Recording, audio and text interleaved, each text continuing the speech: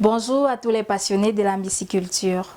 Bienvenue dans ce module de formation champignons consacré à la fabrication des semences. La semence étant le noyau de toute activité agricole, nous en distinguons 4 grandes classes en myciculture, à savoir la semence de 3e génération communément appelée B3 qui est la semence de semis. C'est celle-là que nous utilisons chaque jour pour ensemencer nos ballottes de culture. Elle est précédée de la semence B2 ou encore semence de 2e génération. Plus haut, nous avons la semence de 1re génération ou encore B1, généralement faite sur graines. En première position, nous avons la semence souche ou encore B0 ou tout simplement pré-base, qui généralement va se faire dans un milieu de culture gélosé. C'est donc cette dernière qui va retenir notre attention dans cette vidéo.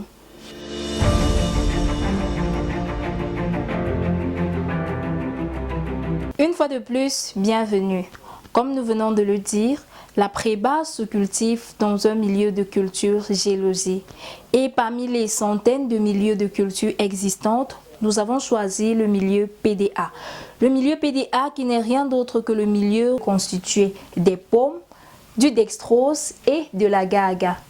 Pour la fabrication de notre semence, nous allons tout d'abord passer à la préparation d'un autre milieu de culture. Et pour ce faire, nous aurons besoin d'un ensemble de matériel et d'ingrédients parmi lesquels des pommes de terre préalablement bien nettoyées, du dextrose, de l'agar-agar, notre gélifiant, des champignons. Nous précisons que c'est à partir des champignons que le tissu qui nous permettra d'obtenir notre semence à la fin sera prélevé. Et nous précisons que votre champignon devra être jeune parce que le champignon jeune n'a pas encore libéré ses spores. Ensuite, nous aurons besoin de boîtes de pétri qui se présentent sous cette forme dans lesquelles nous allons faire couler notre milieu de culture. Nous aurons également besoin d'un désinfectant. Ici, nous avons de l'alcool à 95 degrés.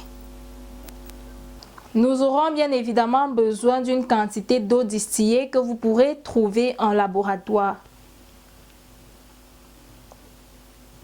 Le ruban adhésif ici présent nous permettra de sceller nos boîtes de pétri. Et à la fin, nous aurons besoin d'une cocotte minute pour stériliser notre milieu. Et qui dit cocotte minute dit source de chaleur. Et comme source de chaleur ici, nous utiliserons du gaz. N'oubliez bien évidemment pas votre matériel de protection. Vous pourrez prendre un cache-nez comme celui-ci et aussi des gants de pharmacie et une blouse si possible. Prévois également un mouchoir et une lame de rasoir. La présentation du matériel ainsi terminée, place maintenant au protocole de production ou encore tout simplement les étapes de préparation. Pour faire 0,5 litre de gélose, mesurez à l'aide d'une balance de grammage 100 g de pommes de terre, 10 g d'agar-agar, 10 g de dextrose et puis 300 ml d'eau. Place actuellement à la préparation. Nous allons tout d'abord découper nos pommes en très petites tranches.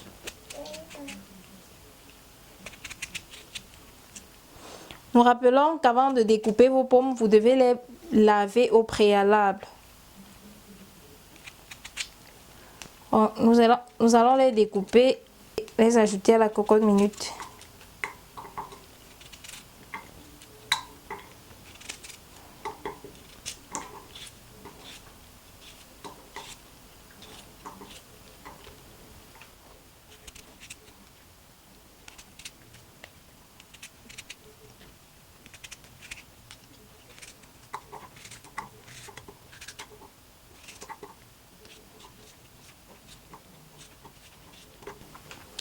Après les avoir découpés, nous allons ajouter 150 ml d'eau.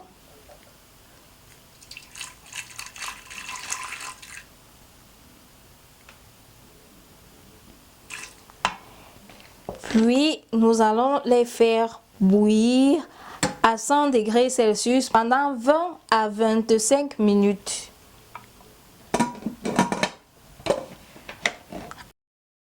Donc, nous allons à présent disposer nos pommes sur une plaque à gaz de cette manière et puis les faire cuire à 100 degrés Celsius comme cela a été dit pendant 20 à 25 minutes et cela à feu moyen.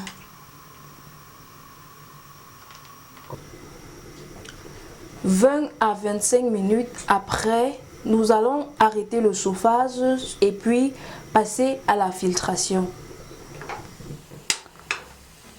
Bien sûr, il faudra laisser passer 5 minutes le temps pour notre concoction de se refroidir.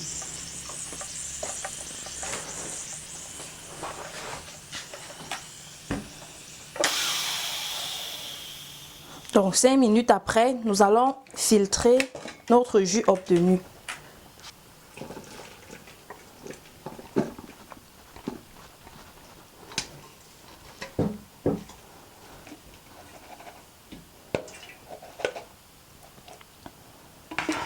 Voilà. À notre jus obtenu, nous allons ajouter 10 g de dextrose,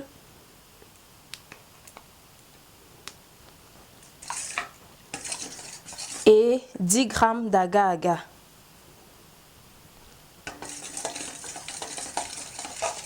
Et puis nous allons homogénéiser le mélange.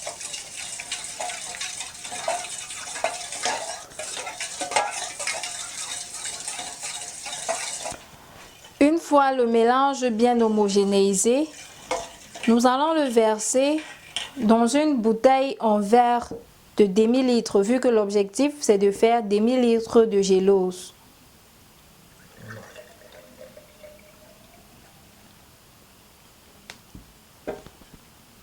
Nous nous rassurons de bien compléter notre mélange à 0,5 litre. En y ajoutant la quantité d'eau pouvant le compléter à 0,5 litre. Exact. Nous allons ensuite fermer notre bouteille et puis la remettre dans une cocotte minute afin de la chauffer. Nous allons ensuite la fermer et puis la mettre dans une cocotte minute contenant de l'eau et nous allons la faire stériliser à feu vif pendant 1 heure de temps.